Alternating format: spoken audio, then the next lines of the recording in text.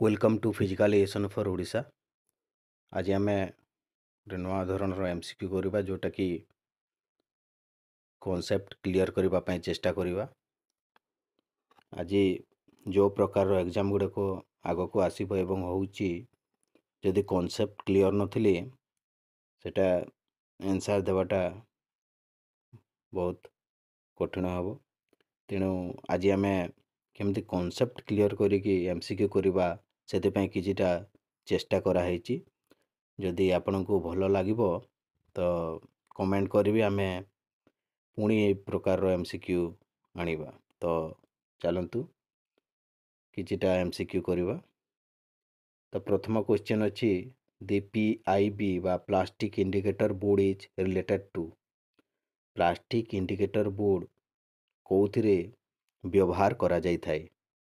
Option A अच्छी shooting, option B shot put, option C अच्छी long jump एवं option D होची basketball.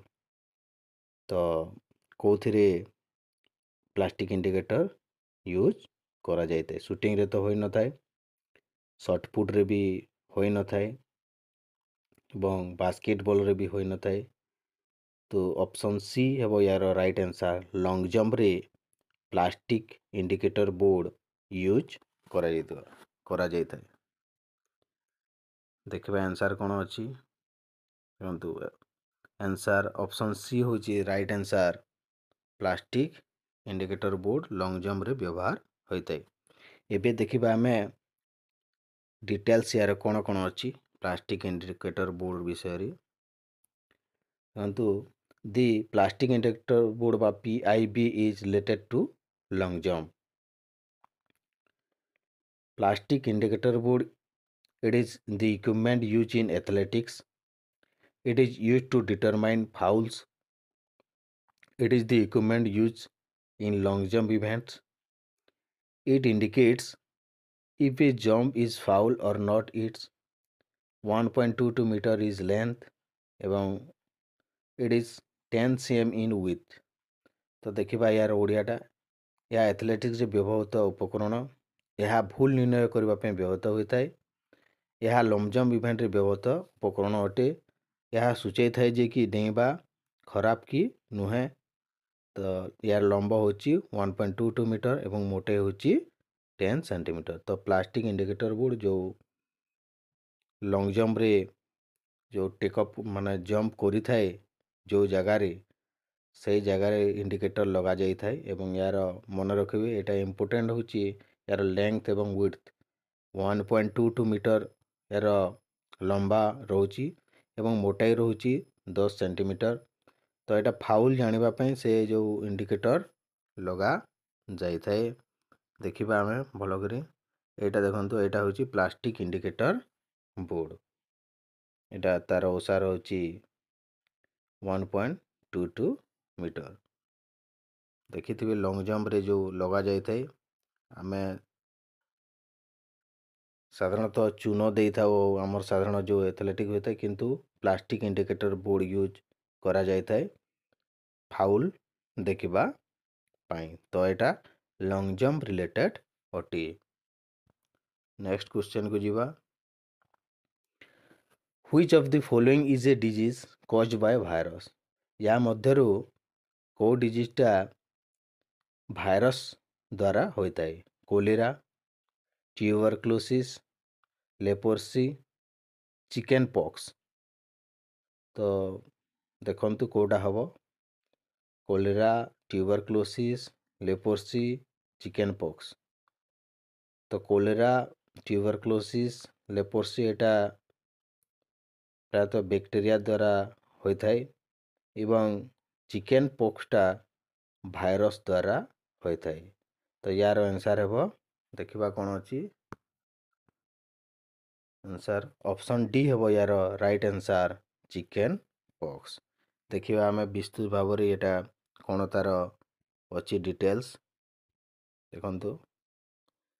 Chicken pox is caused by the varicella zoster virus. It is a member of the herpes virus family। मने रखिबे ଏଇଗୁଡ଼ାକ କୋଶ୍ଚିନ୍ରେ ଆସୁଛି। ଏବେ ବି ଯେଉଁ SSB PET ବି ହୋଇଥିଲା, ଏଇ ଭାଇରସ୍ ବିଷୟରେ, ସେ ନାମ ବିଷୟରେ କୋଶ୍ଚିନ୍ଟା ଆସିଥିଲା, ପ୍ରାୟତଃ ଆସୁଛି। ତ ଚିକେନ୍ ପକ୍ସର ତାର ନାଁ ହେଉଛି, ଭାଇରସ୍ର ନାଁ ଅଛି ଭେରିସେଲା ଜୋଷ୍ଟର। ମନେ ରଖିବେ, ଏଇଟା ଗୋଟେ ଇମ୍ପୋର୍ଟାଣ୍ଟ ନୋଟ୍ କରିଦିଅନ୍ତୁ। ତ the same virus is also cause shingles in adults. Chickenpox can be spread very easily to other from 1 to days before blister appear until the blister have crossed over.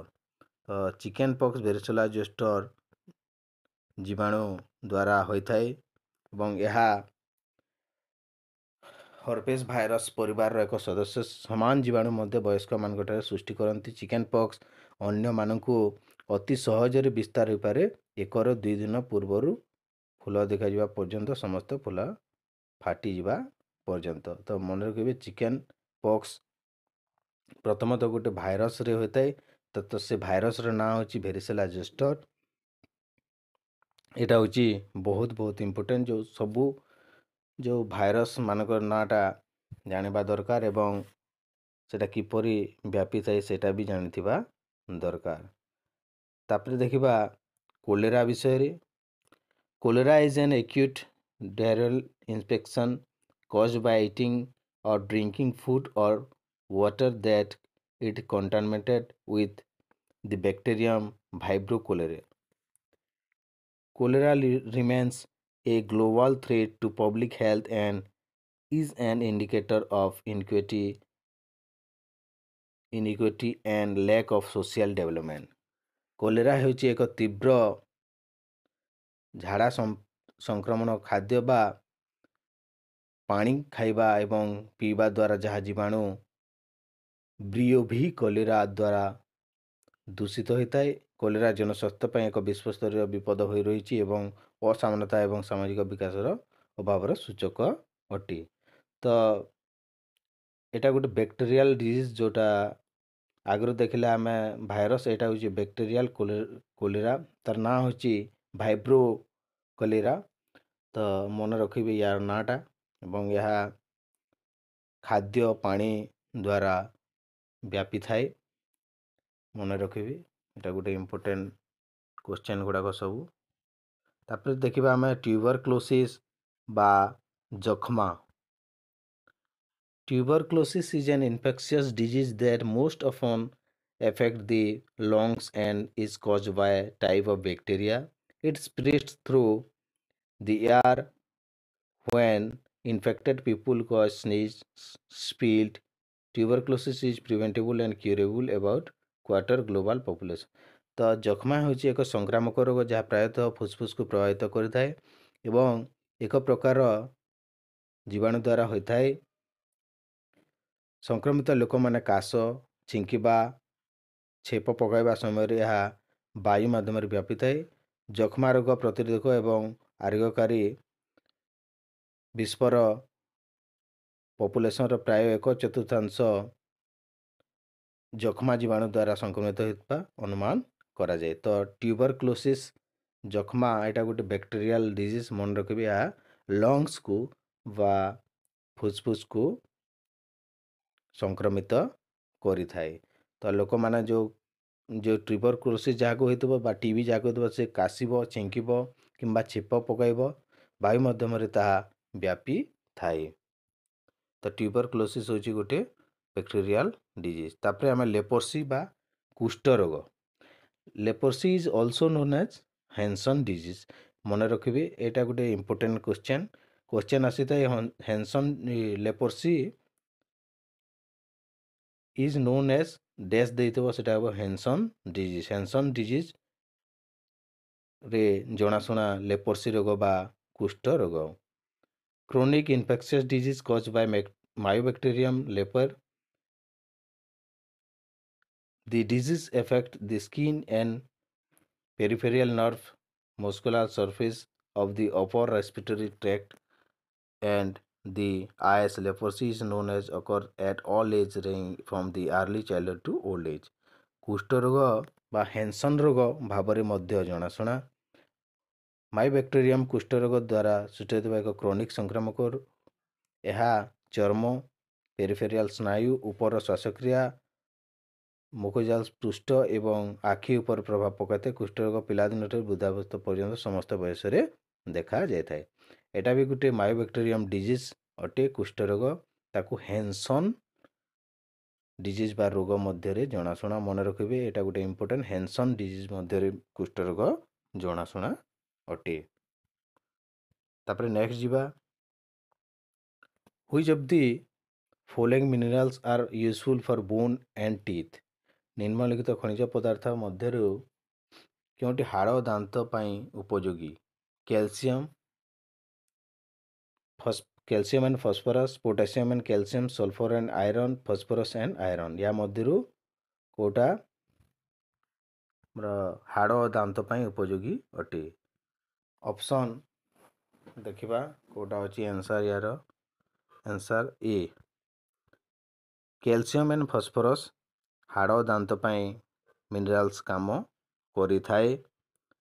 Next ଯିବା, ତାର ବ୍ୟାଖ୍ୟା ଟିକେ ଦେଖିବା କ'ଣ ଅଛି। ହାଡ଼ ଏବଂ ଦାନ୍ତ ଗଠନ ପାଇଁ କ୍ୟାଲସିୟମ୍ ଏବଂ ଫସ୍ଫରସ୍ ମିନେରାଲ୍ସ ଜରୁରୀ ଅଟେ। ତ ମନେ ରଖିବେ, ଏଇଟା ବି ଗୋଟେ ଇମ୍ପୋର୍ଟାଣ୍ଟ କ୍ୱେଶ୍ଚନ୍। ତାପରେ ନେକ୍ସଟ ଯିବା, dynamic strength is also called. Dynamic strength ଆଉ କ'ଣ ଭାବରେ ଜଣାଶୁଣା? Isometric strength, ଆଇସୋଟୋନିକ୍ strength, ଆଇସୋକାଇନେଟିକ୍ strength, ଏବ୍ସୋଲ୍ୟୁଟ୍ strength. ତ ଆଇସୋମେଟ୍ରିକ୍ ତ ନୁହେଁ ମୋ ମତରେ, ଆଇସୋଟୋନିକ୍ ପରେ ଦେଖିବା ଆନ୍ସର୍ କ'ଣ ଅଛି। ଆନ୍ସର୍ ହେଉଛି option B, ଆଇସୋଟୋନିକ୍ strength. Isometric, ଆଇସୋଟୋନିକ୍, ଆଇସୋକାଇନେଟିକ୍, ଏବ୍ସୋଲ୍ୟୁଟ୍ strength ତ ମୋ ମତରେ ନଥାଏ। ତ ଦେଖିବା ଆଇସୋମେଟ୍ରିକ୍ କ'ଣ। ଆଇସୋମେଟ୍ରିକ୍ଟା ମାନେ ଯେଉଁ ମେଜରମେଣ୍ଟ ଚେଞ୍ଜ ହୋଇନଥାଏ। Dynamic strength is called isotonic strength is related to movement. ମନେ ରଖିବେ, ଏଇଟା ଡାଇନାମିକ୍ ଷ୍ଟ୍ରେଙ୍ଗଥ୍ ଆଇସୋଟୋନିକ୍ ଷ୍ଟ୍ରେଙ୍ଗଥ୍ ସମାନ ଅଟେ। ଏକ ଆଇସୋଟୋନିକ୍ ବ୍ୟାୟାମ ହେଉଛି ଏକ ପ୍ରକାର ଶାରୀରିକ କାର୍ଯ୍ୟକଳାପ ଯାହା ମାଂସପେଶୀର ସମ୍ପୂର୍ଣ୍ଣ ପରିସର ମଧ୍ୟରେ ଚୁକ୍ତି ଏବଂ ଲମ୍ବ ଆନ୍ତରିତ କରେ।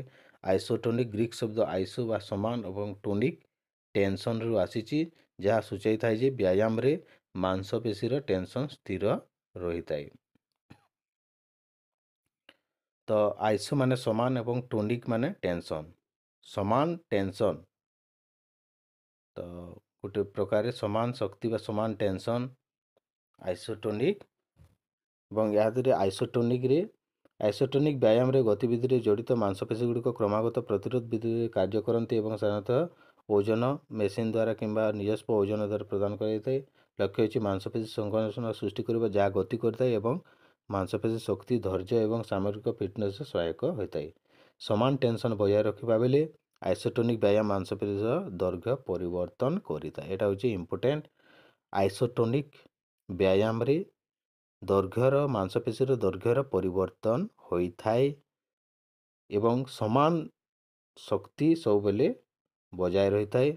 କିନ୍ତୁ ଆଇସୋମେଟ୍ରିକ୍ରେ ଦୈର୍ଘ୍ୟର ପରିବର୍ତ୍ତନ ହୋଇନଥାଏ। ମନେ ରଖିବେ, ଆଇସୋଟୋନିକ୍ରେ ମାନେ ମାଂସପେଶୀର ଦୈର୍ଘ୍ୟର ପରିବର୍ତ୍ତନ ହୋଇଥାଏ ଏବଂ ଆଇସୋମେଟ୍ରିକ୍ରେ ଦୈର୍ଘ୍ୟର ପରିବର୍ତ୍ତନ ହୋଇନଥାଏ। ଯେତେବେଳେ ଏକାଗ୍ର ସଂକୋଚନ ହୁଏ, ମାଂସପେଶୀ କ୍ଷୁଦ୍ର ଏବଂ ଶକ୍ତି ଉତ୍ପାଦନ କରେ। ତୁଳନାତ୍ମକ ଭାବରେ ଆଇସୋମେଟ୍ରିକ୍ ସଂକୋଚନ ମାଂସପେଶୀର ଲମ୍ବ ପରିବର୍ତ୍ତନ କରି ମାଂସପେଶୀ ଶକ୍ତି ବୃଦ୍ଧି କରିଥାଏ। ଦେଖନ୍ତୁ, ଆଇସୋମେଟ୍ରିକ୍ରେ ମାଂସପେଶୀର ଲମ୍ବା ପରିବର୍ତ୍ତନ ହୋଇନଥାଏ। ସମାନ ମାଂସପେଶୀ ସବୁବେଳେ ସମାନ ଥାଏ, ତା'ର ଲେନ୍ଥରେ ପରିବର୍ତ୍ତନ ଆସିନଥାଏ। ଏଇଟା ଦେଖିବା। ଦେଖନ୍ତୁ, ଏପଟେ ହେଉଛି ଆଇସୋକାଇନେଟିକ୍, ସମାନ ସ୍ପିଡ଼ରେ ଏଇଟା କରିବାଟା ହେଉଛି ଆଇସୋକାଇନେଟିକ୍।